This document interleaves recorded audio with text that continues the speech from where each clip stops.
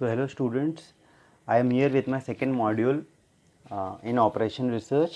अब ये मॉड्यूल हम ट्रांसपोर्टेशन के ऊपर होगा हमारा.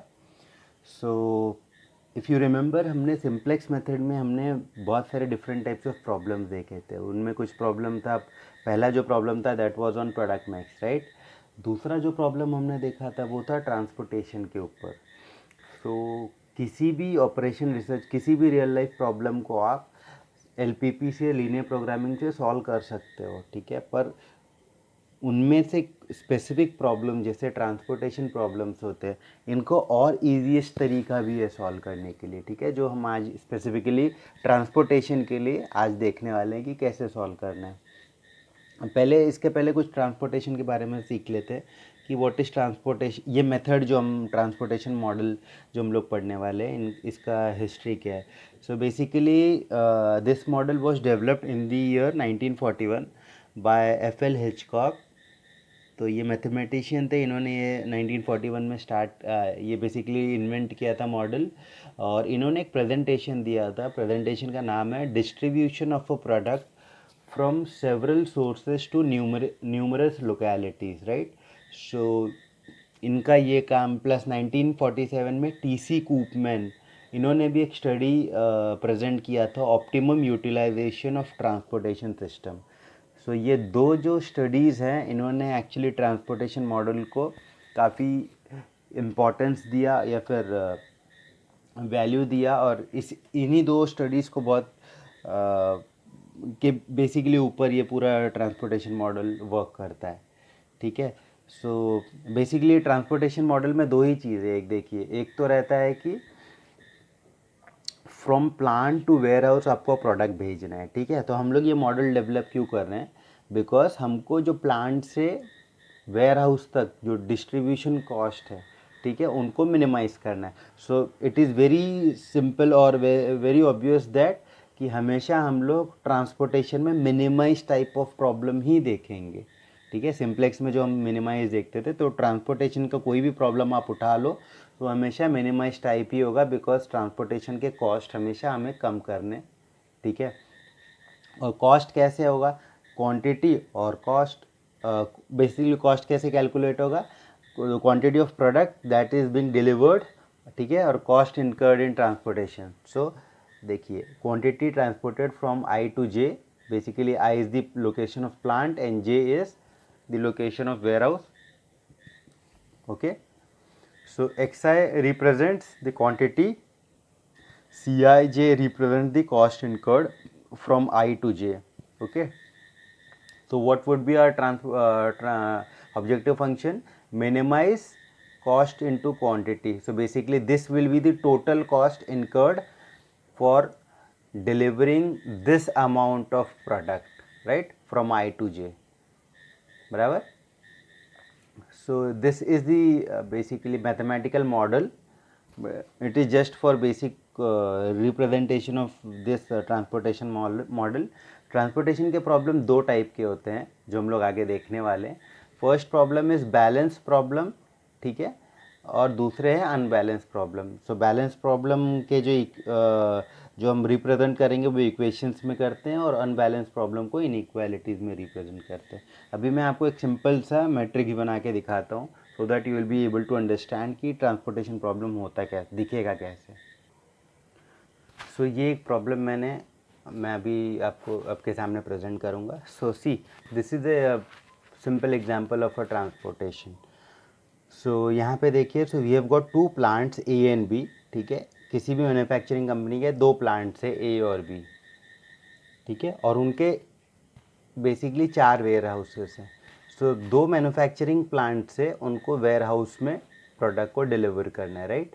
Now this warehouse would be in different cities, right, और ये प्लांट भी अलग सिटीज़ में रहेंगे. सो यहाँ से प्रोडक्ट को डिलीवर करने के लिए to the particular warehouse we will need some cost, right. So cost incurred होगा, right. So basically delivering some product or some quantity of product from plant A to warehouse 1 will have a cost of 2 rupees, right, per unit cost 2 rupees. So एक unit अगर मैं plant A से one तक अगर भेजता हूँ, ware house 1 तक, तो मुझे 2 रुपये का खर्च आता है। सिमिलरली प्लांट ए से वेयर हाउस 2 तक अगर मैं सेकंड वेयर हाउस में भेजता हूँ तो 3 रुपये का खर्च आता है। ठीक है, तो ये जो मैट्रिक्स के अंदर वैल्यूज़ हैं ये है मेरे cost incurred, CIJ। CIJ means I means the number of row and J is the number of column, right? So CIJ. So C11 is 2, C12 is 3, C13 is 11, C14 is 4। ठीक है, अभी plants के constraint भी होगा, इनमें कुछ plants के भी कुछ लिमिटेशन होंगे। सो प्लांट ए जो है टोटल 15 का आउटपुट दे सकता है, means 15 units of quantity manufacture कर सकता है। ठीक है, प्लांट बी का जो मैक्सिमम कैपेसिटी है वो 20 है। ठीक है, ये डे हो सकता है, मंथ हो सकता है, we are not talking about a time over year. ठीक है, तो हम टाइम को कंसिडर नहीं कर रहे हैं इस प्रॉब्लम में। सिमिलरली डिमांड, अब ये वेयर हाउस अलग अलग सिटी में, तो हर सिटी का कुछ डिमांड होगा, राइट? सो वेयर हाउस 1 का जो डिमांड है तो उन सिटियों के डिमांड जो है उनके रेस्पेक्टिव वेयर हाउस पूरा करेंगे। सो वेयर हाउस 1 का डिमांड है 10, 2 का 5, 3 का 12 एंड 4 का 8। सो मुझे क्या करना है, मुझे प्लांट ए और बी से इन सारे डिमांड्स को पूरा करना है, बराबर। सो बेसिकली ट्रांसपोर्टेशन में हम क्या बेसिक सॉल्व करेंगे, we will try to find the optimal solution कि किस प्लांट से किस वेयर हाउस का डिमांड हम लोग पूरा करें, सो दैट मेरा कॉस्ट कम से कम इनकर हो ट्रांसपोर्टेशन में। ठीक है, अब ये मैंने बताया था आपको ट्रांसपोर्टेशन 2 टाइप के होते हैं, बैलेंस अनबैलेंस। सो हम लोग पहले देखेंगे कि प्लांट के मेरे कैपेसिटी कितनी है। तो if you C this is 35। ठीक है, दोनों प्लांट की कैपेसिटी, चारों वेयर हाउस का डिमांड कितना है, it is also 35। So basically अब डिमांड और सप्लाई दोनों भी अगर सेम है, ठीक है, so this comes under balance type of problem. So in problem को हम डायरेक्टली सॉल्विंग स्टार्ट कर सकते हैं। अनबैलेंस में कुछ स्पेसिफिक चीज़ें होती है विच विल सी लेटर। ठीक है, so we will start with the balance type of problem only first. ठीक है, सो हम अभी वापस आ जाते हैं। अभी किसी भी ट्रांसपोर्टेशन प्रॉब्लम को सॉल्व करने के लिए 2 स्टेज होता है। ठीक है, जैसे हमने सिंप्लेक्स में देखा था, तो सिंप्लेक्स में when we have started with the iteration, so हमारा पहला इटरेशन में हमेशा ऑब्जेक्टिव फंक्शन 0 रहता है, बिकॉज हम we always start with the basic variables, right, S1 and S2। So वो 0 रहते हैं तो ऑब्जेक्टिव फंक्शन भी 0 हो जाता है। ओके, उसके बाद ऑब्जेक्टिव फंक्शन देखोगे तो अब सेकेंड इटरेशन में क्या होगा, इट विल इंक्रीज। अगर मैक्सिमाइजेशन का प्रॉब्लम है तो वो बढ़ेगा, राइट? तो वो बढ़ के कुछ नंबर मिलेगा मुझे, for example 10, 20, 100, 200 anything. So the objective function goes on increasing, right? पर अगर सेकेंड इटरेशन में जो 100 आया, that is also a solution to me, right? वो भी एक सोल्यूशन है, फीजिबल सोल्यूशन। ठीक है, वो एक बेसिक फीजिबल सोल्यूशन है, वो ऑप्टिमल सोल्यूशन नहीं है, पर वो बेसिक फीजिबल सोल्यूशन है।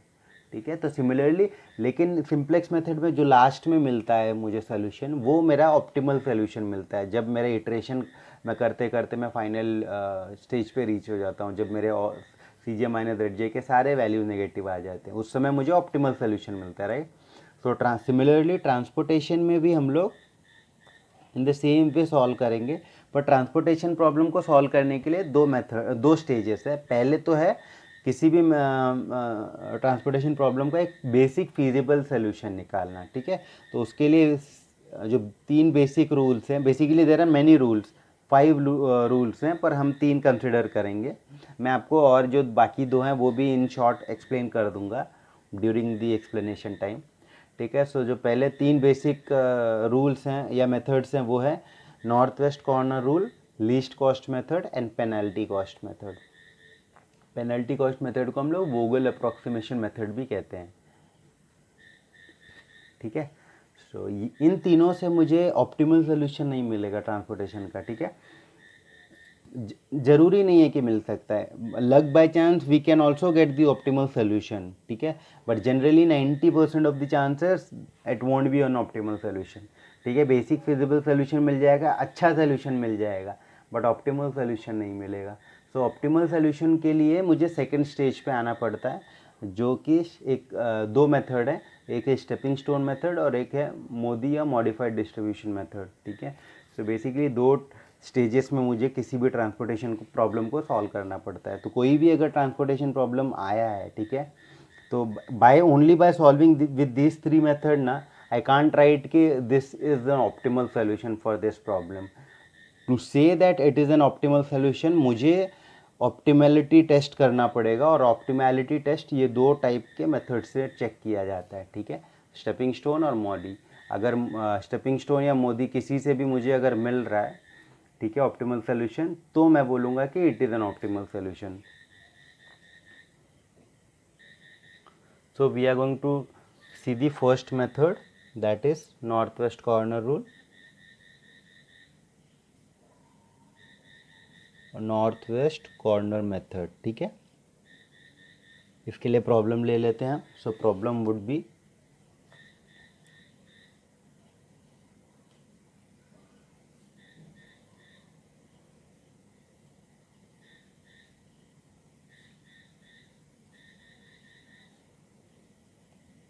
so there are basically 3 plants, 1 2 3, and there are 4 distribution centers represented by the same number 1 2 3 4, right. पर हमेशा ये ध्यान देना, जो कॉलम्स के नंबर रहेंगे वो हमेशा डिस्ट्रीब्यूशन सेंटर रहेगा, और जो मेरे रो के नंबर रहेंगे वो प्लांट या ओरिजिन रहेगा, ठीक है। तो I do not have, okay, so this is basically distribution centre.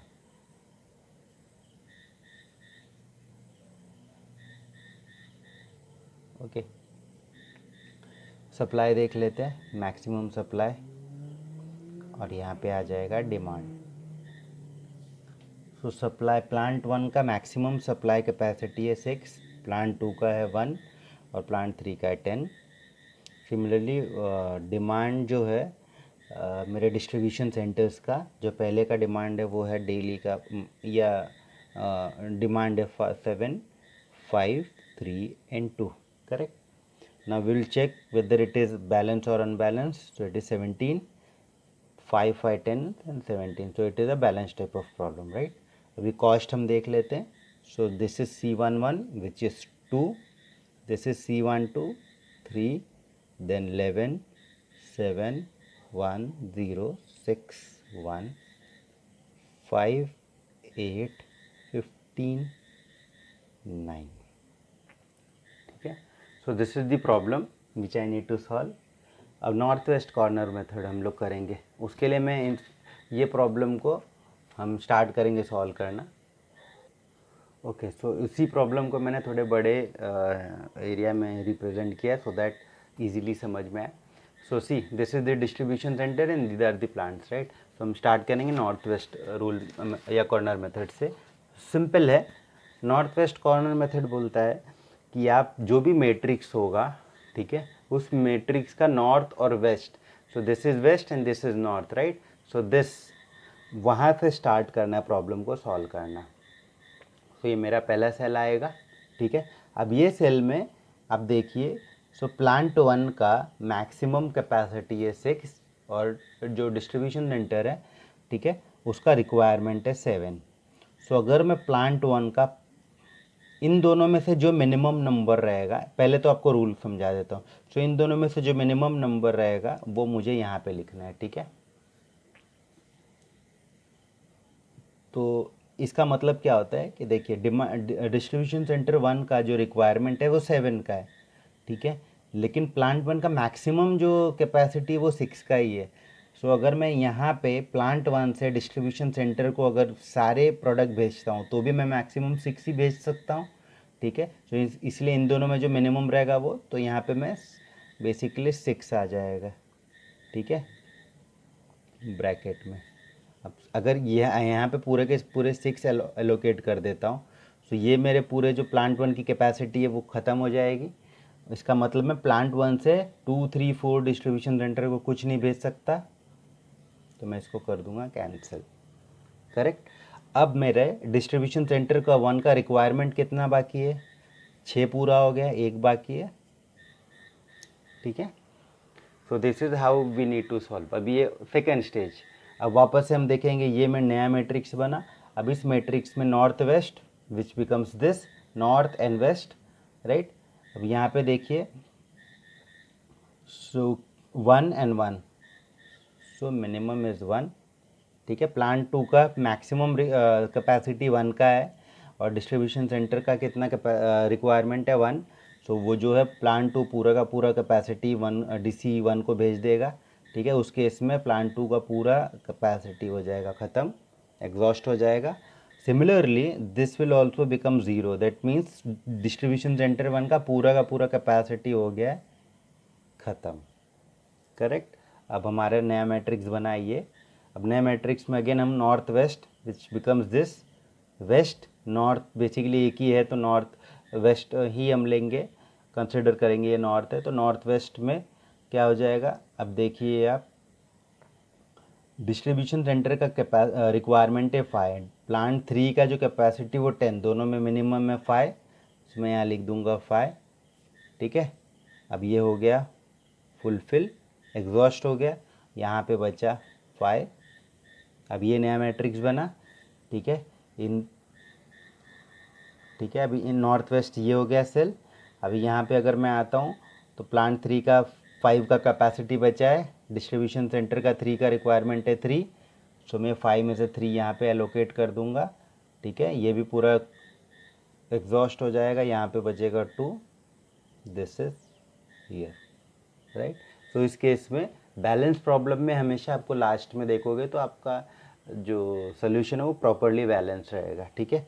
So basically अभी हम लोग टोटल कॉस्ट इनकर देखेंगे। So total cost with north west method comes out to be 2 × 6, ठीक है। 6 यूनिट, 2 रुपीज़ पर यूनिट के हिसाब से cost है, ठीक है। सो कितना हो जाएगा 12, राइट। सिमिलरली जहाँ जहाँ एलोकेट किया वो देखना है मैं, 1 × 1 प्लस 8 × 5 प्लस 15 × 3 प्लस 9 × 2, ठीक है। तो ये हमारा मेथड हो गया या फिर ये सोल्यूशन हो गया हमारा। So I can write it as 116 is this solution with north west corner method, right. अब हम second method, so very easy method, खाली आपको नॉर्थ वेस्ट देखते जाना है और दोनों में से जो मिनिमम नंबर रहेगा वो एलोकेट करके सॉल्व करते रहना है। अब सेकेंड मेथड पे हम लोग जाते हैं जो है least cost method. So guys second method is least cost method. ये मेथड में मैंने सेम मैट्रिक्स लिया है, सेम प्रॉब्लम है, ठीक है। हम फिर प्रॉब्लम देखेंगे ये मेथड से कैसे सॉल्व करना है। तो ये मेथड भी बहुत सिंपल है, इस एज द नेम सजेस्ट यहाँ पे सॉल्व क्या करना है ये प्रॉब्लम को। तो इस प्रॉब्लम में हमको सबसे पहले देखना है सबसे मिनिमम कॉस्ट जो रहेगा सेल का, ठीक है। पहले वहाँ से स्टार्ट करना है हमें। सो बट ऑब्वियसली सबसे लीस्ट कॉस्ट अगर आपको देखेंगे मैट्रिक्स में तो ये है, ठीक है। सो मैं यहाँ से स्टार्ट करता हूँ सॉल्व करना। अब least cost if you see north west से ज़्यादा इफेक्टिव रहेगा, बिकॉज यहाँ पे डायरेक्टली मैं लीस्ट या जो सबसे कम कॉस्ट वाले मैट्रिक्स हैं उनसे स्टार्ट कर रहा हूँ, तो यहाँ पे बट ऑब्वियस है कि कॉस्ट थोड़ा सा रिड्यूस होगा। सो देखते हैं। So this was the plant, right, and this was the distribution centre. So सबसे पहला ये सेल लेंगे हम, because this is the minimum, right. So यहाँ पे अगर लेते हैं दोनों का मिनिमम क्या है 1 है, ठीक है। तो मैंने 1 एलोकेट कर दिया यहाँ पे, दिस मीन्स ये जो है पूरा का पूरा एग्जॉस्ट हो गया, right.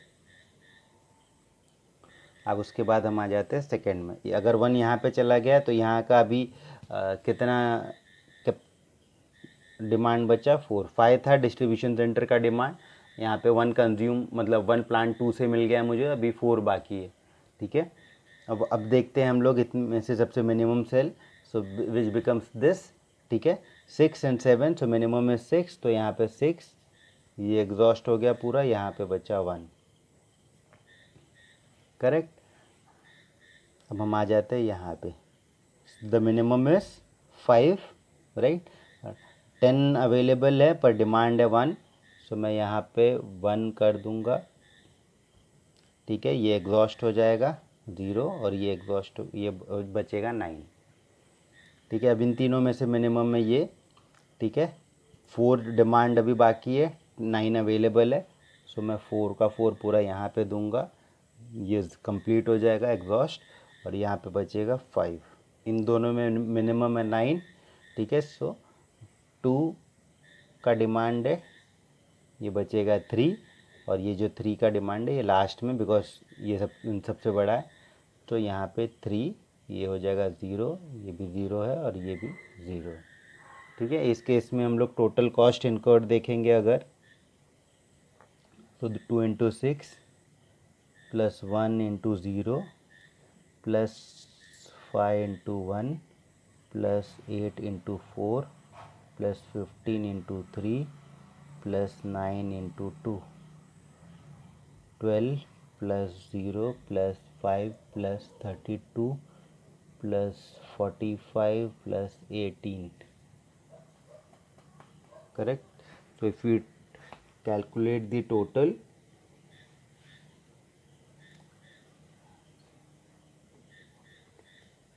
so this comes out to 112, right. So हमने बेसिकली 4 रुपीज़ बचाया। अगर आप देखिए, so north west corner rule का आंसर था 116, यहाँ पे मुझे आया 112। सो बट ऑब्वियस है कि this is comparatively easy method, right. So यहाँ पे मुझे नॉर्थ वेस्ट से अच्छा मेथड, अच्छा सोल्यूशन हमेशा मिलेगा लीस्ट कॉस्ट में, बिकॉज मैं हमेशा लीस्ट कॉस्ट वाले जो सेल हैं या कॉस्ट वाले जो एरिया, पहले वहाँ पे टारगेट करता हूँ, ठीक है। नॉर्थ वेस्ट में आपको हमेशा नॉर्थ वेस्ट से शुरू करना है।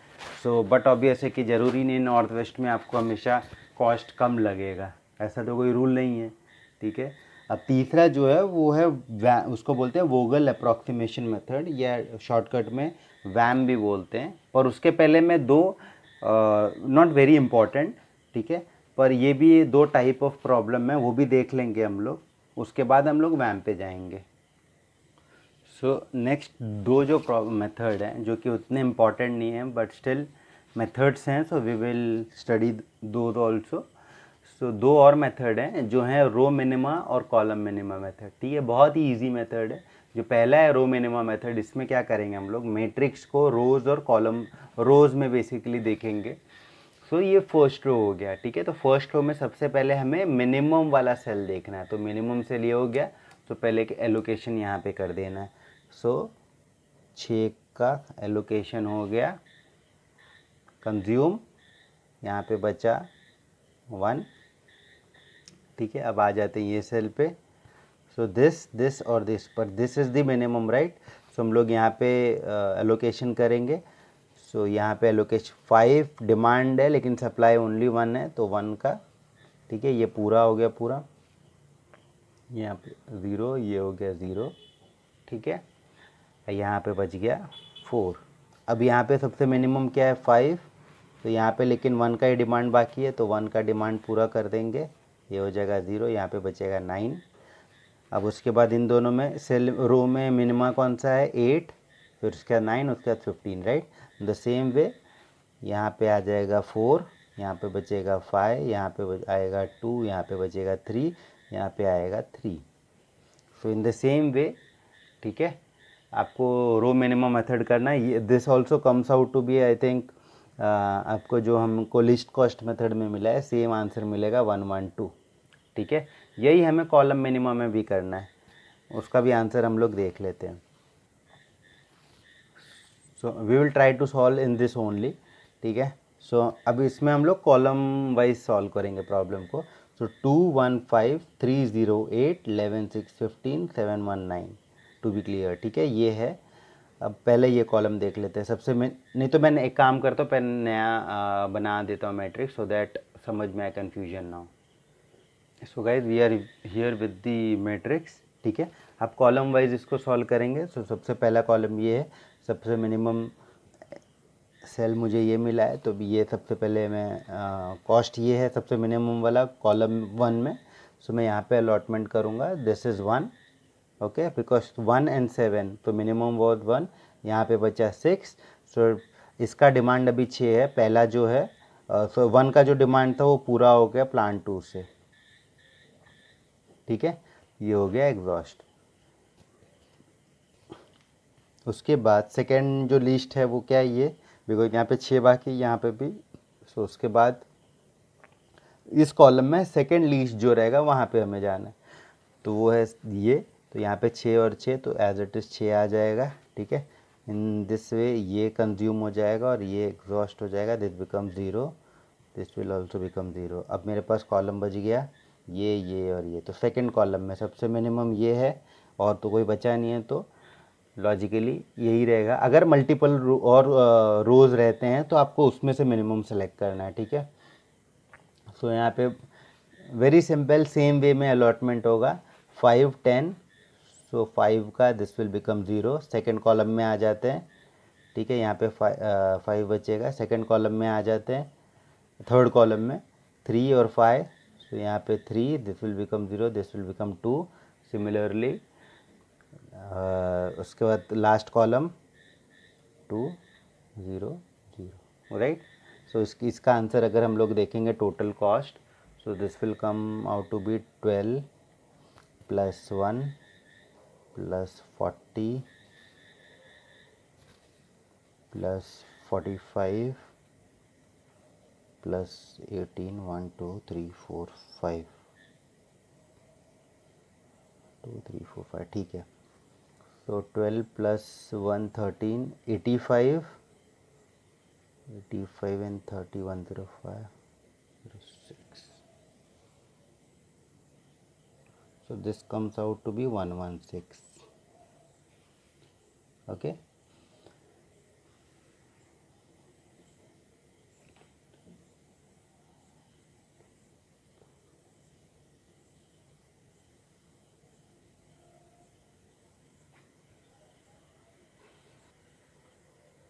So this comes out to be 85 plus 30 is 115 plus 1 116. Okay. सो आप लोगों ने भी देखा, जितने भी हमने 4 डिफरेंट मेथड देखे, ठीक है, यहाँ पे भी हम किसी भी मेथड में we are not finding the optimal solution, या फिर हम डायरेक्टली कह नहीं सकते कि this is an optimal solution. हर जगह we are trying to guess और ट्राइंग टू सी कि कहाँ पे कॉस्ट है, ठीक है। जैसे कि देखिए मैंने यहाँ पे अलोकेट किया है, लेकिन उससे भी पहले मुझे प्रेफरेंस यहाँ पे देना था बिकॉज यहाँ पे कॉस्ट कम है, लेकिन फिर भी इस मेथड में यहाँ पे कॉस्ट दे रहा हूँ। लीस्ट कॉस्ट में अगर हम लोग देखें तो लीस्ट कॉस्ट में भी कोई ना कोई प्रॉब्लम है। लीस्ट कॉस्ट में देखिए, अगर आप यहाँ पे एलोकेशन कर देते हैं, ठीक है, तो आपके ये दोनों सेल जो 1 1 है ये रह जाते हैं, ठीक है। सिमिलरली या तो आप यहाँ पे देखें तो, या तो ये प्रॉब्लम देखें लीस्ट कॉस्ट के हिसाब से, आप यहाँ पे एलोकेशन करते हैं तो आपका ये रह जाता है, यहाँ पे आपको कम एलोकेशन करना पड़ता है। तो बेसिकली क्या हो जाता है, लीस्ट कॉस्ट भी उतना इफेक्टिव नहीं है। अगर आप एक सेल पकड़ते हैं तो उसके बाद जो नेक्स्ट बिगर नंबर है, ठीक है, वो भी मेरा कॉस्ट कम कर सकता है कंपेयर टू अदर सेल्स जहाँ पे कि काफ़ी ज़्यादा कॉस्ट इनकर होता है। तो ऐसे कुछ कुछ प्रॉब्लम्स है जो हर एक मेथड में, इन सब से अच्छा वोगल अप्रॉक्सीमेशन मेथड है, जो कि हम लोग नेक्स्ट लेक्चर में देखेंगे, क्योंकि वहाँ पे हम अप्रॉक्सीमेशन करते जाते हैं, हम लोग फाइंड करते जाते हैं कि कॉस्ट में कितना डिफरेंस आ रहा है। तो बेसिकली डिटेल हम लोग नेक्स्ट लेक्चर में देखेंगे regarding Vogel approximation method. So I hope these easy methods are clear to you, ठीक है। चलो, थैंक यू, बाय।